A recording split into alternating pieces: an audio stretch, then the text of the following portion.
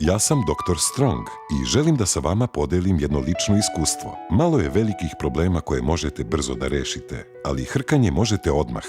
Treba da znate da je hrkanje poremećaj koji dovodi do ozbiljnih zdravstvenih rizika, srčanih tegoba, ali i socijalnih problema sa bližnjima. Zato snažno preporučujem da se hitno rešite hrkanja. Donedavno sam bio drugi čovek, neispavan i nervozan, i zato sam doneo važne odluke. Pod 1. Ne želim više da ustajem umoran i nervozan. Pod 2.